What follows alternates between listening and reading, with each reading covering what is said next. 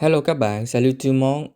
Thì giống như là mình đã hứa trong cái podcast lần trước thì lần này mình xin phép mời các bạn cùng với mình tìm hiểu về cái quá trình học tập cũng như là làm việc của bạn Swatie, một bạn đến từ Ấn Độ và học chương trình MBA tại HEC. Thì cái cuộc nói chuyện này diễn ra bằng tiếng Anh cho nên là mình các bạn thông cảm nếu mà phát âm cũng như là ờ, dùng từ dùng ngữ tiếng Anh của mình không tốt lắm thì các bạn thông cảm, miễn là chúng ta cùng nhau hiểu được cái vấn đề thì mình nghĩ đó là cái mục đích cuối cùng ha. Thì mời các bạn cùng theo dõi. Cảm ơn các bạn rất là nhiều.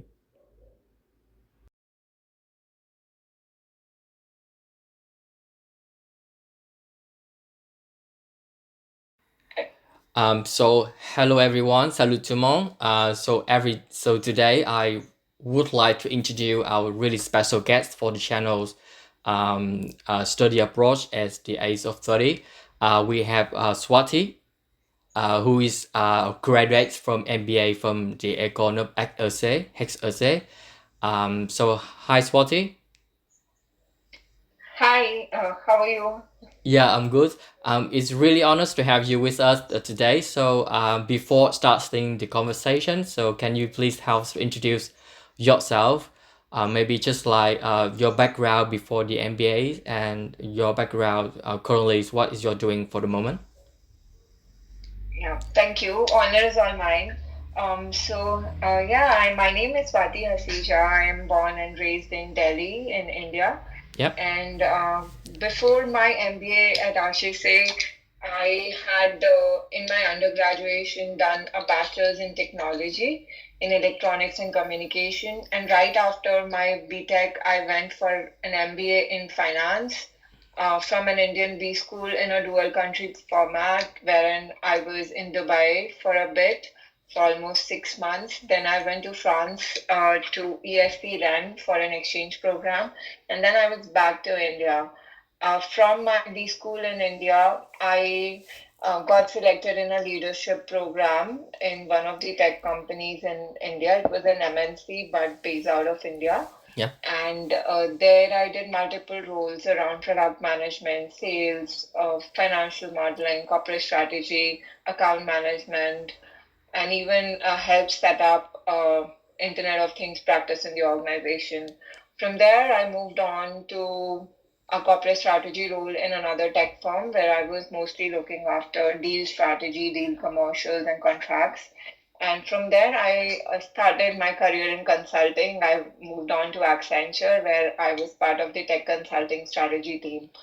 And this was almost 7+ years of experience, after which I went on to fulfill my dream of studying in a top Mm. B school, and I went to HEC.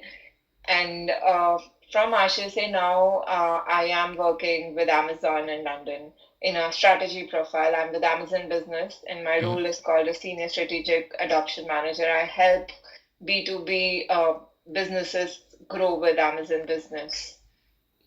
I would say, wow. I I think your CV, at least it will be 3 pages. It's it's a marvelous changing, it's a marvelous evaluation, evolving of your career. That's the wow. That's a lot of thing we can discuss. So you have already an MBA in finance, right? As I'm understanding, Yes, and then you yes, already have the exchange experience during your study. You have also experience for the ASC grant, as my understanding. So yes. why French again was not any other business school, or because of the ASC experience in Rennes that give you a lot of like positive energy? Right. It's a very good question. So for me, it was not choosing France again. Of Mm-hmm. course, France was not as foreign for me as any other country would have been, because I had already spent 3 months of my life there Mm. at a very young age. But I actually chose the school. So if I should say was in any remote uh, village also, I would have still gone to that school. Yeah. So I think I chose the school and not the country, to be Mm. honest. Mm. Yeah.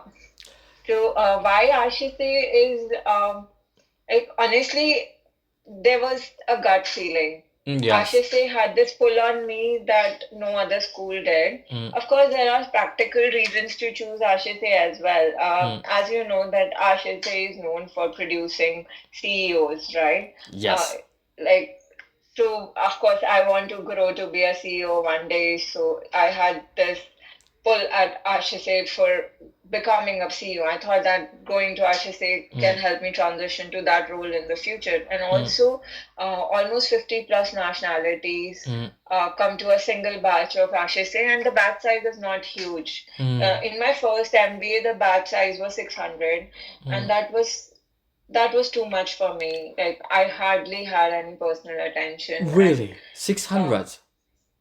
yes, at Wow. Ashise we have two intakes in one Mm. year, and both intakes total account to almost 300 students, which is 50%. And in my own intake, it was just 155 students. So I think it was the correct batch size for anybody to grow and develop and get that exposure that the person came there for. I would say it's more selective, and then you have more chance to expose, especially with your friends, your college, and also to the professor as well. If you have any like question, something you can more easy to get exposed to the other student and the professor. And Definitely. yeah, yeah, and it's wow. How can I say you choosing the HEC because it's a HEC. It is the best, one of the best business school in Europe, as we all know. Yeah, so that is your motivation. It's not actually you like the country. The country it should be to follow the school as I understanding, right? Yes, that's correct. And honestly, after graduating from HSA, I transitioned from a citizen of a country to a citizen of the world because you study with people from so many nationalities that all your biases that you grow up with are broken, and you just become open to everything and everyone. You Yes. start knowing people for the souls they are and not for the nationality, the role, the gender, the culture they bring in. And of course, different cultures add together to make a beautiful rainbow for everyone. That's beautiful. And I think diversity and the diversity in background and in term of like a nationality and culture as well to give you a lot of things to learn, not just the things you learn from the school, but also for the daily life as well. Um, uh, so I just curious, like one because HEC is one of the top business school in Europe. Is it really hard to get the admission, and how did you prepare for applying for the school? Okay, I am laughing because Really? I know it's hard, but Uh, I just got through. I'm very grateful that I got admitted to HSA and it transitioned my life.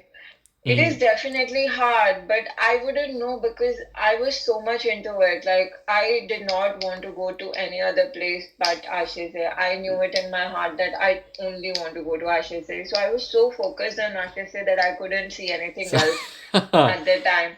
So mm, for me, I feel like I was destined to be there. Definitely, it's hard, mm, but I think it's not rocket science. If you prepare well and if you have the vision, you have the clarity of why you are doing this MBA, why you want to go to the school, and what you want to do with yourself after the MBA.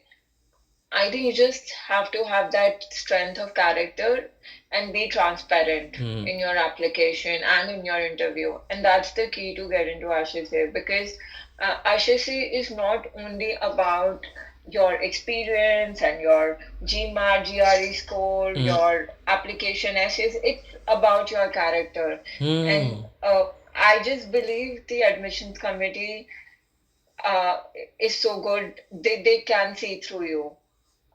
At least for myself, I can say I was very, very transparent in my application. if anybody who would read my application could actually visualize me as a person, and I think that is important.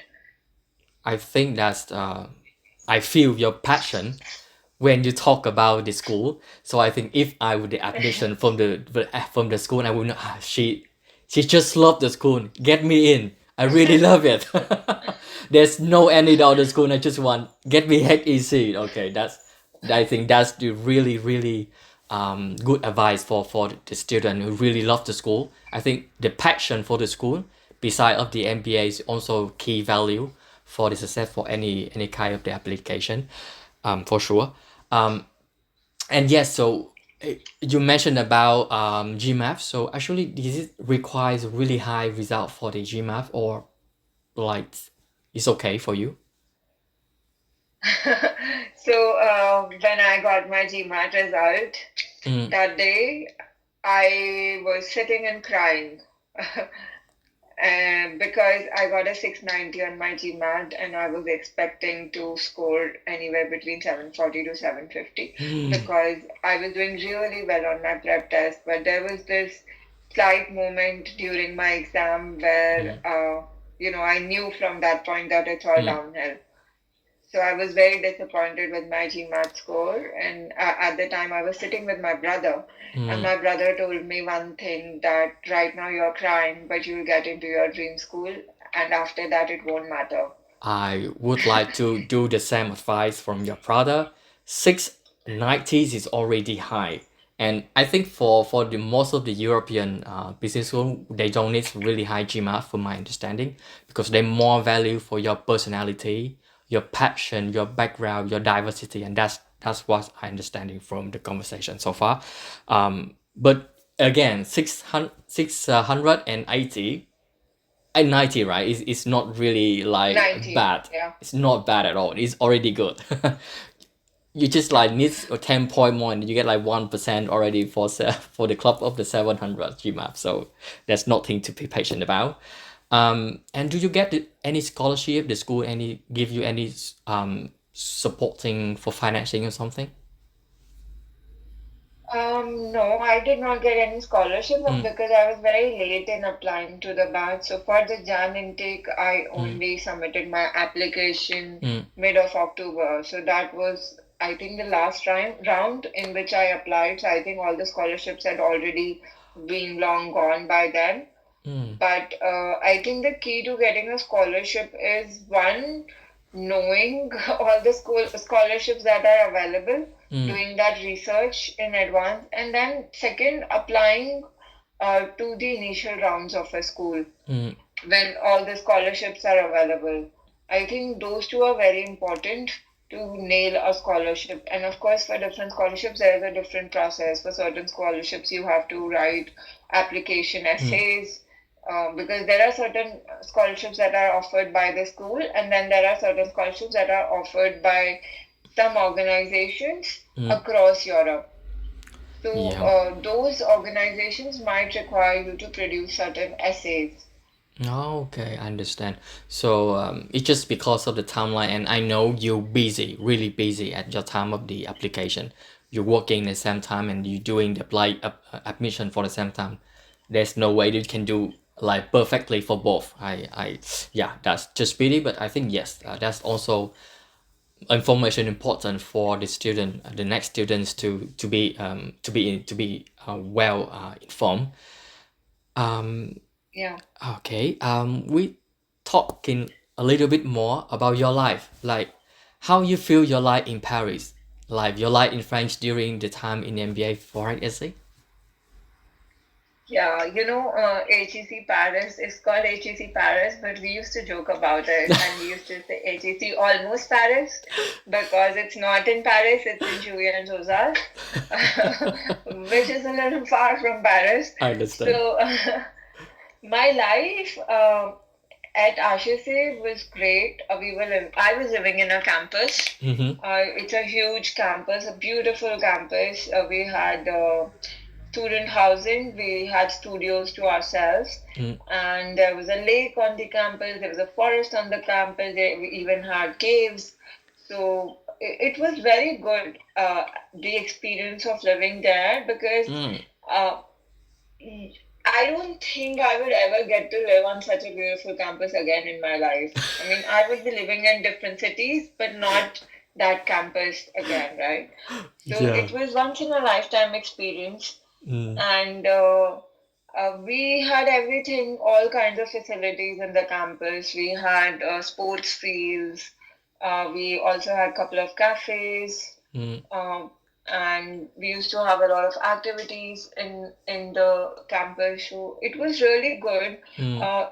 It was a huge advantage that all of us, most of us, were living in student housing, so we were living really close to each other. It really helped us to Mm.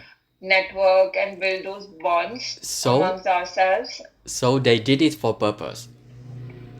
They Yes, don't want to make the definitely. campus in Paris. They don't want to distract you from other things. They want to just really focus about yourself, your MBA, and here is your network. Definitely. Yeah, I don't think it's even possible to build such a huge and beautiful campus in the city. I understand, but they do it for purpose, and it's a really good strategy, I think, right? Yes, definitely. Because when the city is a little far, people tend to stay in the campus, and that way they can make the most of their lives during the MBA. And it sells a lot of money to go to Paris, and then you spend something for like nothing.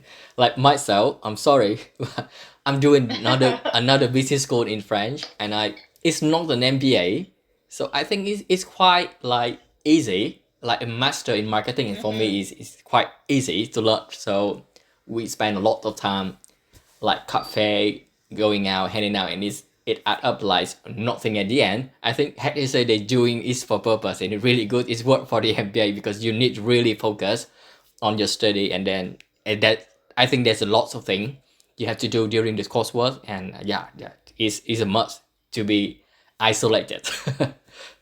Yeah, but believe me, the rent of the student housing also felt so expensive to me Mm, when I moved there. yeah, I understand, especially that you unfortunately you didn't have time to get the scholarship. That's why I understand. It should be, yeah, Yeah. let's say but it's well paid at the end, which we would say. Yeah, definitely. And I was fortunate enough to get internships during my MBA. Oh really? So so I did two internships during my MBA. One was a part-time internship Mm. with a startup in Station F, Mm. and that was just part-time for a couple of months. And Mm. then I pursued a full-time internship with Schneider in a strategy role in Paris for 6 months before I actually took up the job in Amazon in London. Wow, so you have really a lot of like experience during the MBA, not just like the coursework and the learning itself, but you have real experience actually. um for those students who didn't know about the Station F, it's like the hub for innovation in Paris, and then a lots of startup they doing incubation something for creating new innovation for industry, and I think HCC they have the advantage to like cooperate with the Station F to have like chance for the student to really practice the things they learn from school, from the daily life, from daily work, and then yes, you have chance to work for an internship in Paris as well. I think it would be a marvelous experience as well. Yeah. Yes. Can you like tell me, just curious, if there any difficult time during you have during the time you doing MBA in HEC? I'm sure there were difficult times, but when I look back now, Mm. everything seems so nice because I have fond memories of my MBA. Mm. But like most students, find it difficult to survive the disappointment of the job Mm. hunting journey, right? Mm. Because uh, now you imagine you spend so much in your MBA tuition fees. Mm. You are spending on your living expenses. Mm. A lot of people have loans, and then there's this pressure of finding the jobs, especially for our batch because we joined in 2021, it was still the COVID era, right? I mean, we Ah, had okay. hybrid classes in the starting, and later on, we started doing in-person classes. Mm. So, job market was not that great at the time. Yes. Um, so, I remember waking up to rejections every single day. Mm. So, but the key is to remain calm and have that faith that you will get somewhere, right? You got here, you got to such a good school, you have good exposure, Mm. and you are only growing from here. Mm. It's only uphill from here, and having that faith that one day that will happen is important. And one more thing that is very important is having the clarity of what you really want to do. Mm. A lot of students who join MBA, they don't understand. I mean, me after doing two MBAs can say that, Mm. don't know what they are here for. Why did they join the MBA? Mm. What do they really want to do after the MBA? Mm. So that way they are not able to make the most of their MBAs, you Mm. know. So MBA is one program where you are the anchor of yourself. Yeah. Nobody's going to tell you to do one thing or the other thing. Mm. Like there is almost nothing is mandatory. Of course, you have to do your classes and Mm. attendance, Mm. but apart from that, nothing is mandatory. Mm. You design your own course. Okay, you are the captain of your ship, and if you don't have the clarity of why in the first place you arrive to the campus and why did you even enroll in the MBA, you can't make the most of it. And the time passes by so quickly.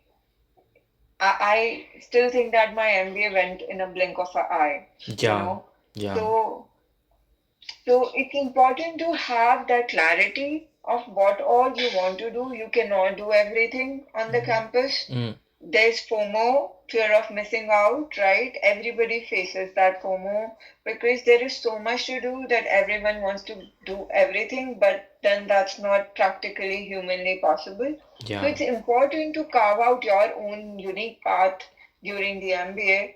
And Mm. then also, in terms of job interviews, it's important to realize what kind of roles or what kind of organizations do you want to work with. Wow. Because if you end up interviewing for just everything, Mm. then you will end up doing just anything in the future and you Mm. wouldn't be happy with it. Mm. I get a lot of lesson and information from your answer. I think that's definitely for the good MBA school. That's why they require for student at least have the 3 year experience working, so at least they know what is the career path inspire them for next step after the MBA. But actually for me, 3 years already like too young for me for an MBA. At least I would say 5 years, 6 years at least. So you know actually Mm-hmm. what is the purpose for MBA. It's not just okay, you're doing MBAs for school and from that school you get easily to get the job. That would be never happen, I think. Um, you have to decide yourself the career path, and thanks to the MBA is a tool. It's a tool for you to get what you want. Yeah, okay. That's what I understand. And I would say I would agree with you. Like, you are the captain of your career, so no one can help you on that, and you're the one to decide what's the next for the things. Thanks to the MBA, but I think that's also apply for any kind of context for the life and working as well. You're the captain for your career, your life. Says yes, and then you have to like be proactive, to decide what you want, and then things have to do. Um, so now we tell a little bit more about your life in London, right? So after HEC, after Paris, how's your life in London, and how did you get the job accepted for Amazon? That's really interesting for this file, I think. So I applied on Amazon Jobs website, Mm. and the role that I am in almost seems like a tailor-made role for me. I mean, Mm. I was quite clear during my MBA between two kinds of roles. Okay, Mm. being from a tech strategy consulting background, I was sure to do something in the lines of consulting Mm, because I had realized that that's where I belong. And I was also the president of consulting practice during the MBA. mm, And doing that also made me even more sure to pursue the consulting path, right? mm, Now I was confused between strategy consulting, management consulting firms such as Bain, McKinsey, BCG, and tech firms where I mm, could have pursued a strategy role. mm. I was confused between the two, and I have had technology experience too, digital experience. So I wasn't sure if I'm just yet ready to let go of that. So in the start, You have many talented, so that's this confusing come from. I would say.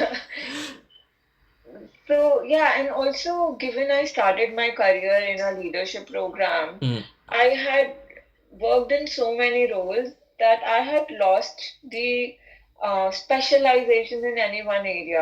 I felt like mm, I'm a jack of so many trades, but what is my mastery? mm, And now I wanted to be in a permanent role where I can develop my skills in a single area or a single domain. mm, So now consulting is again multiple projects, multiple customers, right? There is no permanency there. I did start to interview with management consulting firms also, mm, and by the end of it, I had a few job offers in my hand, and one of them was in digital strategy, mm. which was also a very great opportunity for me. But when I came across the Amazon job description, Mm, it felt like this role is for me. I mm, read the job description and I felt like this role has been created just for me. mm, And I interviewed and I had my loops and everything just worked out as if it was really meant for me. So that's how here I am. My role is a pan-European role. So, I mean, I could have been based in other European countries too mm, in this role, but UK was one of the options, mm, and I used to visit London for work earlier before I should say. I really used to like the city, and there's no language barriers for somebody mm, like me who mostly speaks English. mm. So I thought it's a great idea to move to London, and that's how I moved to London. And I love it there. It's very nice. Mm, London is a very, very international city. There's a place for everyone. You get all kinds of food. mm. People are nice. And yeah, I think it's a great city to be in from all perspectives. One of the things I found from your story, you really is the one selected what you want. I mean like you know your force, you know what is your strength, you know where you want to go, and then you have hesitating sometimes, but you know what is the job that fits you most. So I think that's the really good learning for it as well. So there's no point that we accept any kind of the career even it's like salaries, something else. But I think the job description and the job itself that fits you the most, that's the one make you happy. Yeah.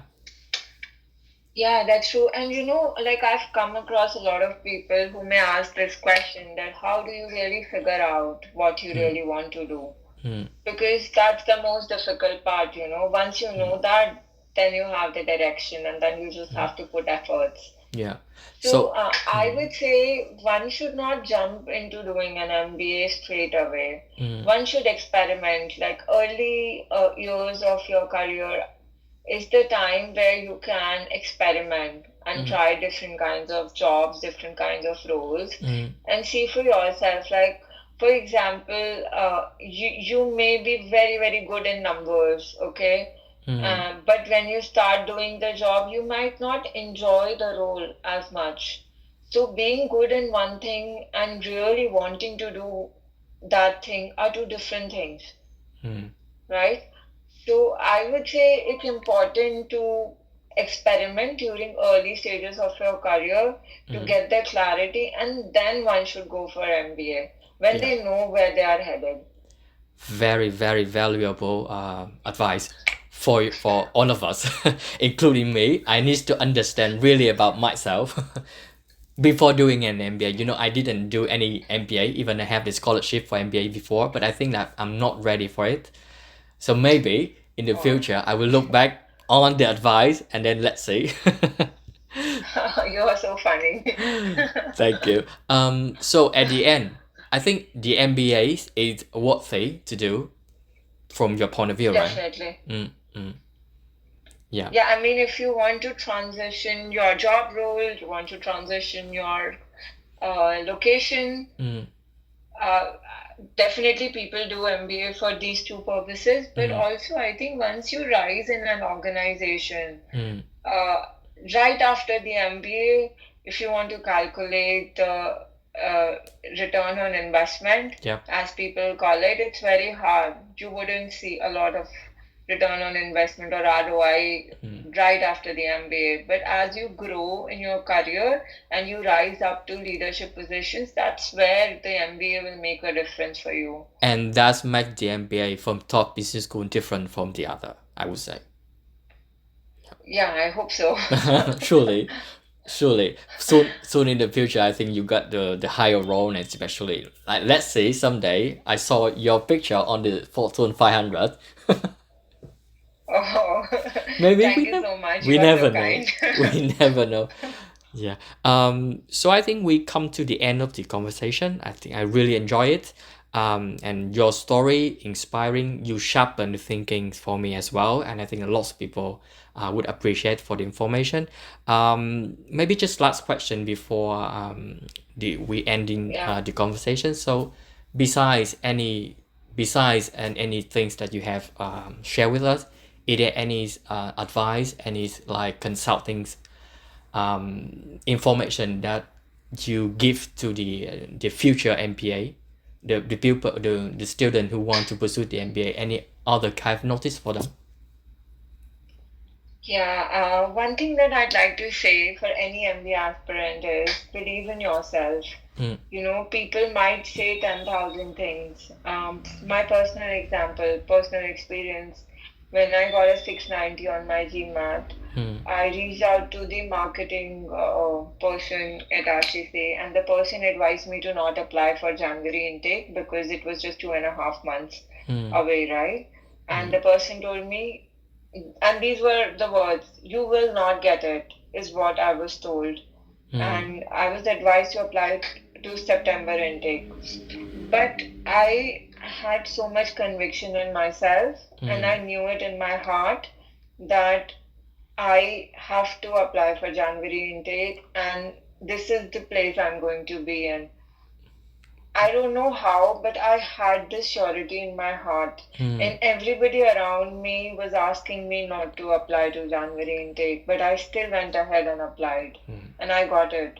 So I'm a living example mm, that, people can say 10,000 things. There are MBA consultants. mm, They tell you about stories of, most people, like averages. But averages are always formed by maximums and minimums, mm, right? mm, Maxima and minima.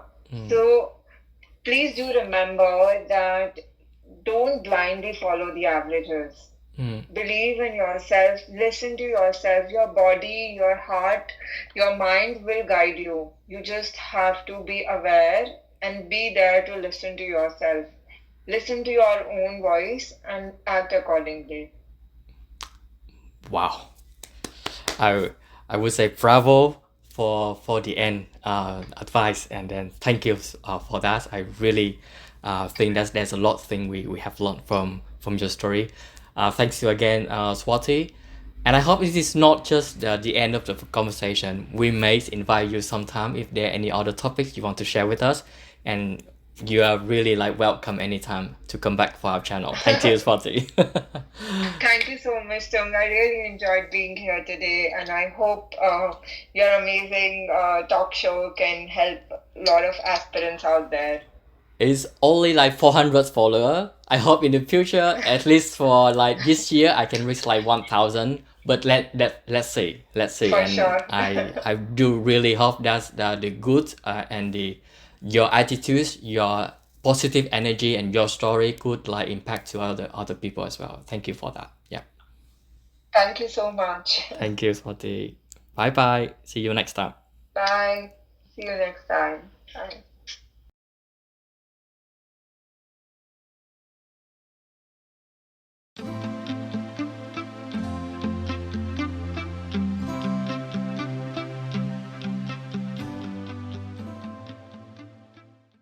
Thì cái podcast lần này nó kết thúc như thế thì hy vọng là các bạn thích nó. Nếu mà các bạn có cảm nghĩ hay là bất cứ một cái ý kiến đóng góp gì thì các bạn cứ báo cho mình biết nhé. Và hy vọng là các bạn nếu mà thích nội dung và thấy nó phù hợp thì các bạn like, share, comment cũng như là chia sẻ với bạn bè của mình. Đây là lần đầu tiên mà mình mở lời nhờ các bạn, cho nên là mình cũng ngại mà mình cũng không có muốn làm quảng cáo gì á, cho nên là mình chỉ thật lòng mình nói với các bạn vậy thôi. Thì hy vọng là các bạn chung tay giúp cho mình thêm để mà thông điệp của kênh nó được truyền tải với nhiều người hơn, chỉ vậy thôi. Cảm ơn các bạn rất là nhiều ha. So I do hope that you like the content and feel inspiring by the story from Swatie. And I hope you continue to follow us, and then let's see for the next podcast to have more. We have more story to tell for sure.